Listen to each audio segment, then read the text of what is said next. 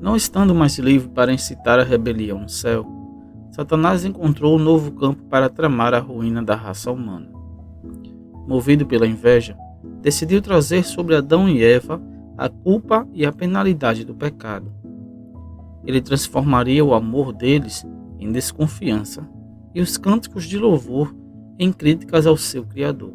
Assim, não somente mergulharia esses seres inocentes na miséria, mas lançaria a desonra sobre o nome de Deus e causaria grande pesar no céu.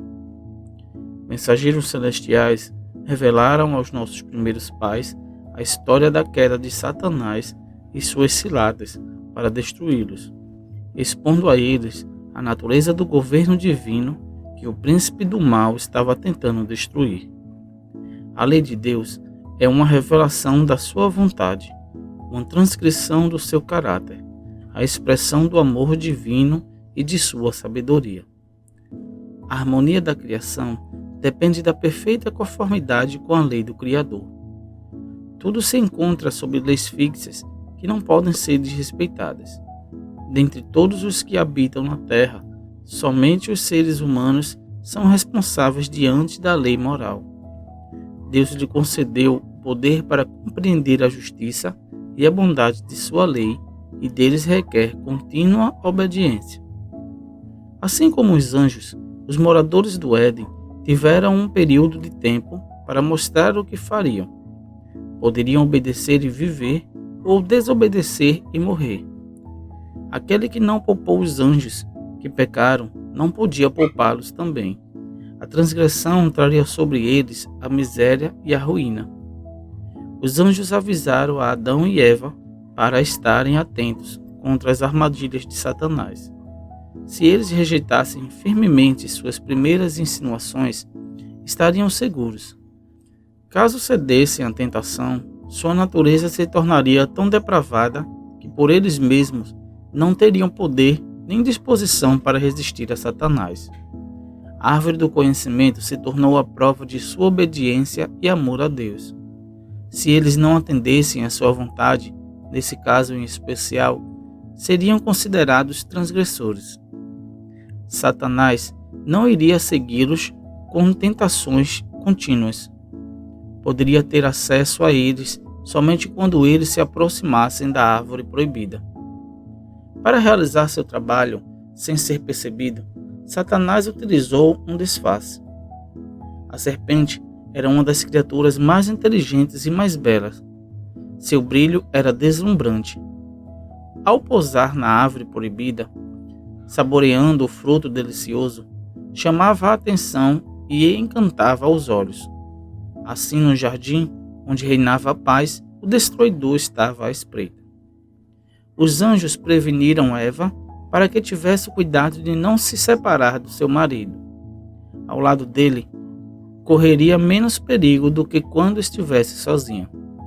Sem se dar conta, ela saiu de perto de Adão, esquecendo-se do aviso dos anjos. Logo estava contemplando, com uma mistura de admiração e curiosidade, a árvore proibida. O fruto era belo, e ela ficava imaginando por que Deus os tinha proibido de comê-lo. Aquela era a oportunidade do tentador. Foi isso mesmo que Deus disse: não comam de nenhum fruto da árvore do jardim?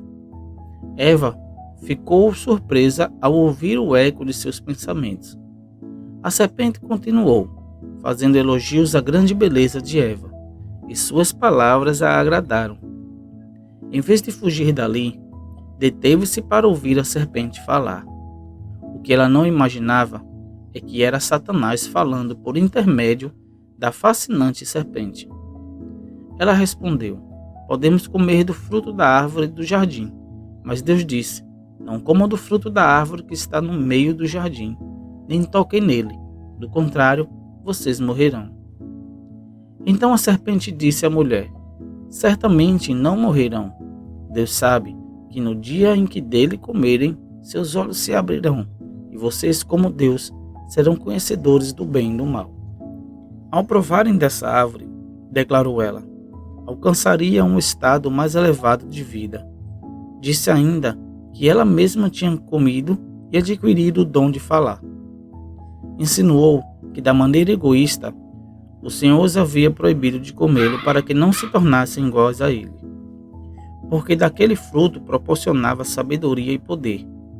Por isso, Deus não permitia que eles provassem ou tocassem nele. Disse que a advertência divina fora feita simplesmente para intimidá-los. Como seria possível que eles morressem? Não tinham eles comido do fruto da árvore da vida? Deus estava tentando impedir que atingissem um grau de desenvolvimento mais nobre e alcançassem maior felicidade. Essa tem sido a obra de Satanás desde o dia de Adão até o presente. Ele tenta as pessoas a desconfiar do amor de Deus e duvidar de sua sabedoria. Em seus esforços para investigar o que Deus lhe negou, multidões desprezam as verdades que são essenciais para a salvação. Satanás tenta as pessoas a desobedecer, acreditar que estão entrando em um campo maravilhoso do conhecimento. Tudo isso é enganoso.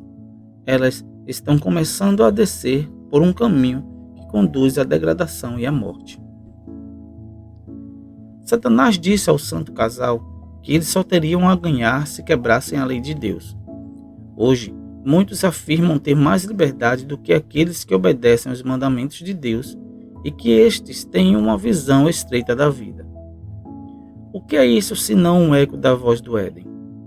Deus sabe que no dia em que dele comerem, transgredirem a ordem divina, seus olhos se abrirão, e vocês como Deus serão conhecedores do bem e do mal. Satanás deixou transparecer que ele tinha sido expulso do céu. Ele ocultou a própria angústia para arrastar outros à mesma posição. Assim hoje os transgressores procuram disfarçar o seu verdadeiro caráter. Entretanto, estão de lado de Satanás, pisando a lei de Deus e levando outros à ruína eterna. Eva duvidou das palavras de Deus, e foi isso que a levou à queda. No juízo, as pessoas não serão condenadas porque creram conscienciosamente em uma mentira, mas porque não acreditaram na verdade. Devemos firmar o nosso coração no conhecimento da verdade.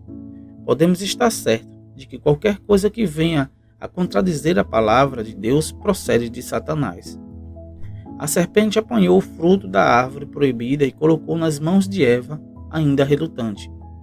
Fez com que ela recordasse das próprias palavras ao afirmar que Deus o havia proibido de tocá-lo, senão morreriam.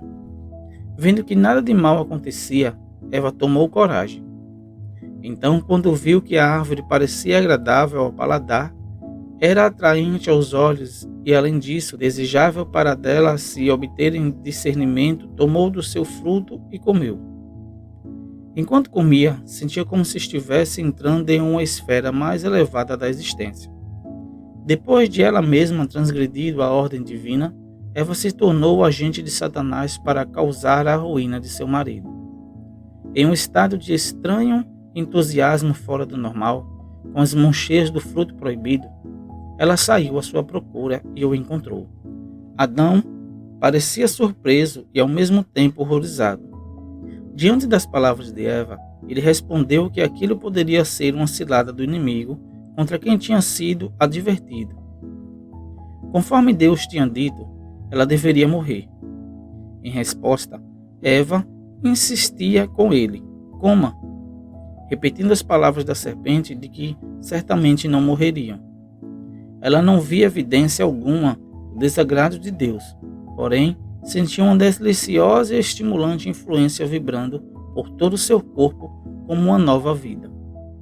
Adão compreendeu que sua companheira tinha desobedecido à ordem de Deus. Travou-se uma terrível batalha em sua mente. Lamentava ter permitido que Eva saísse de perto dele. Entretanto, o ato estava consumado. Ele deveria se separar da companhia daquela que tinha sido a sua alegria. Como poderia suportar isso?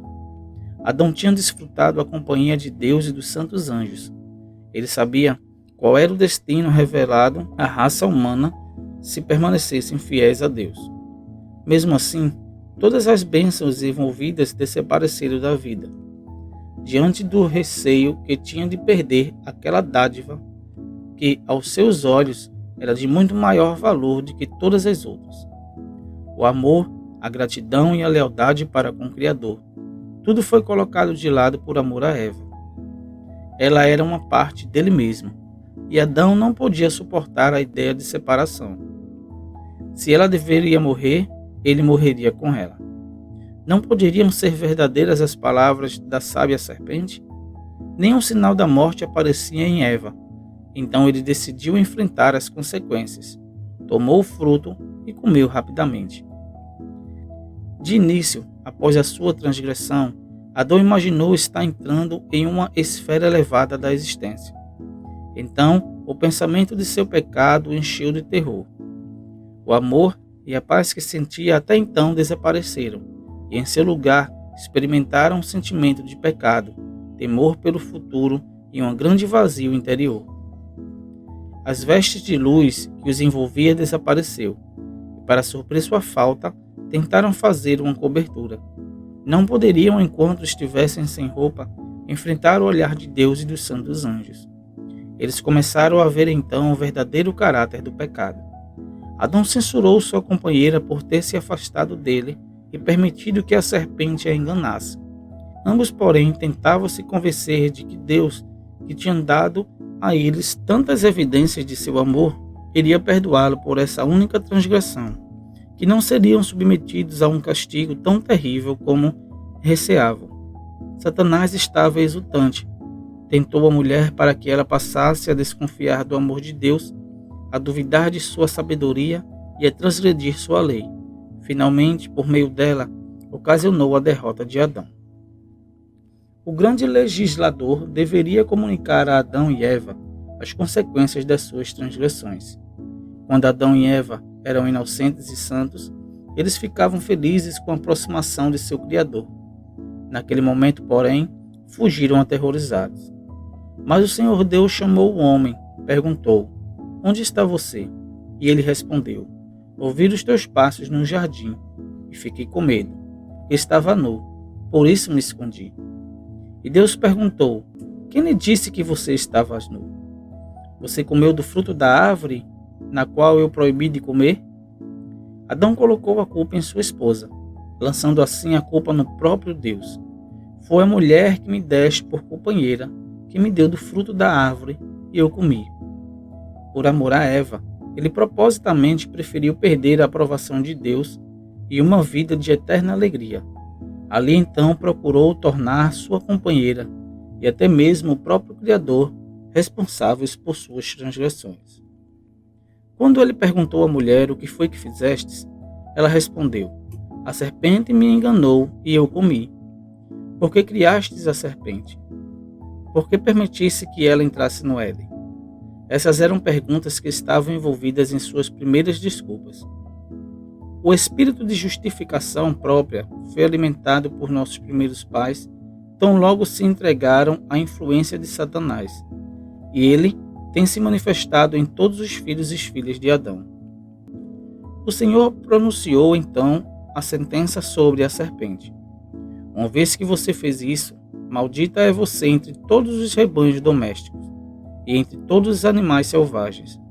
Sobre o seu ventre você rastejará, pó comerás todos os dias de tua vida."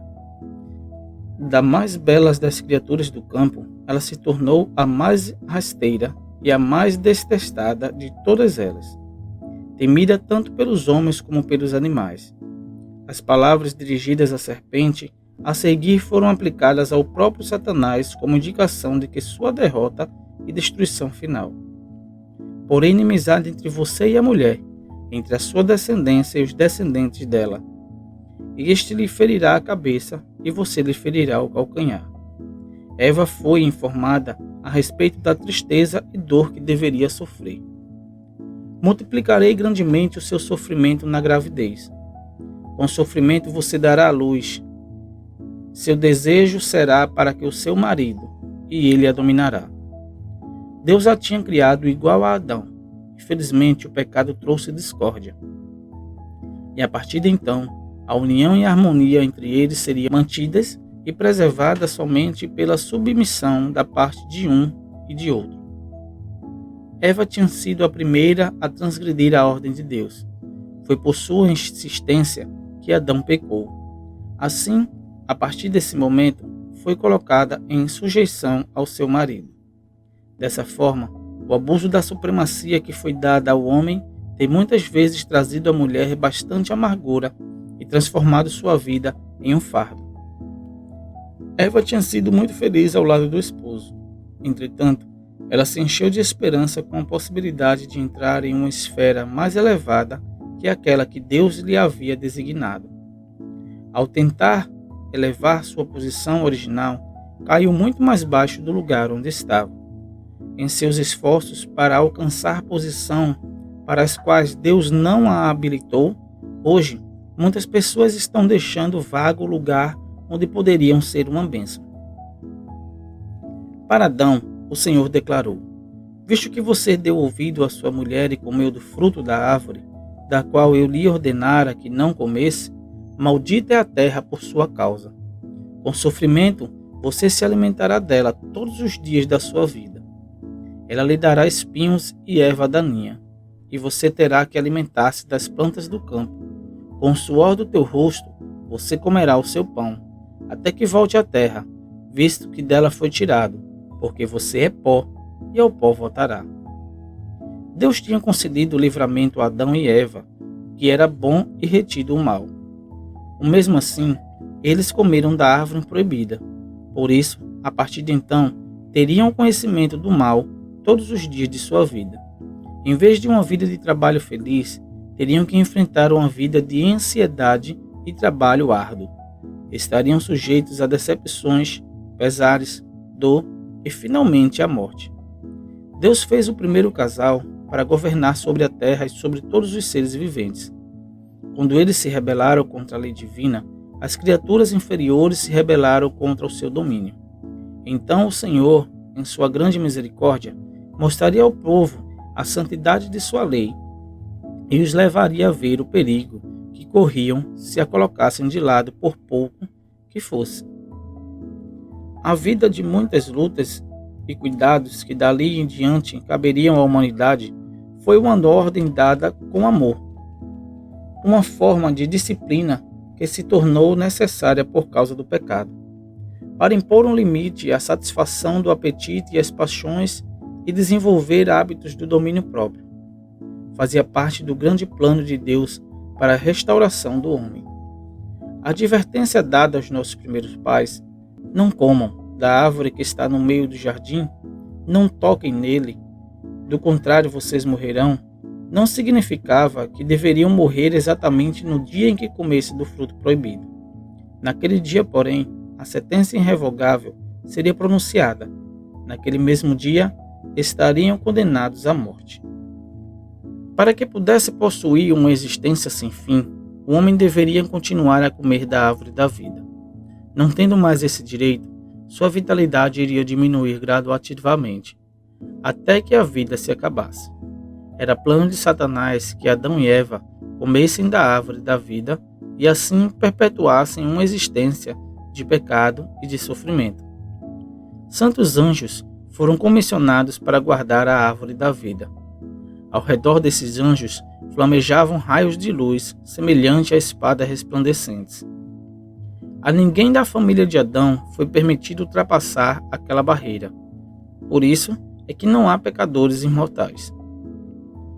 Muitas pessoas consideram a onda de desgraças desencadeadas pela transgressão dos nossos primeiros pais como sendo uma consequência terrível demais para um pecado tão pequeno.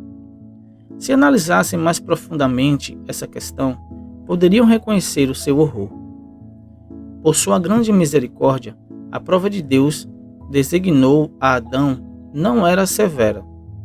A própria leveza da proibição foi o que tornou o pecado excessivamente grande.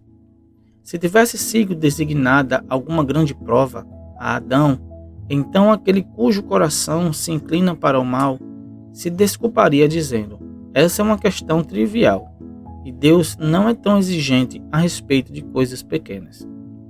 Muitos que ensinam que a lei de Deus não tem mais validade para nós argumentam que é impossível obedecer aos seus preceitos. Se isso fosse verdade, por que Adão sofreu a pena máxima por ter a transgredido? O pecado de nossos primeiros pais trouxe a culpa e a tristeza sobre o mundo.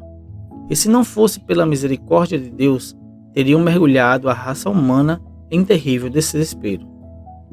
Que ninguém se engane, o salário do pecado é a morte. Depois que pecaram, Adão e Eva suplicaram para permanecer no lar de sua inocência e alegria. Prometeram que no futuro prestariam toda a obediência a Deus. Foi dito a eles que a natureza tinha se tornado depravada por causa do pecado. Suas forças para resistir ao mal estavam diminuídas. A partir de então, por estarem totalmente conscientes de sua culpa, teriam menos poder para manter a sua integridade. Com grande tristeza, despediram-se do belo lar e dali saíram para habitar na terra, onde já estava presente a maldição do pecado. A atmosfera estava sujeita a grandes mudanças, e o Senhor, misericordiosamente, proveu roupas de pele para eles, como uma forma de proteger contra o frio. Ao testemunhar os primeiros sinais de decadência em uma flor que murchava ou numa folha que caía, Adão e sua companheira lamentaram muito mais profundamente do que as pessoas fazem hoje por seus mortos. Quando as lindas árvores deixavam de cair suas folhas, a cena lhes trouxe à mente o fato cruel de que a morte havia se tornado o fim de todos os viventes. O Jardim do Éden permaneceu na terra por muito tempo depois que seus moradores foram banidos de seus agradáveis caminhos. Somente quando a maldade dos descendentes de Adão e Eva determinou a destruição pelas águas do dilúvio, a mão que plantou o Jardim do Éden o retirou da terra.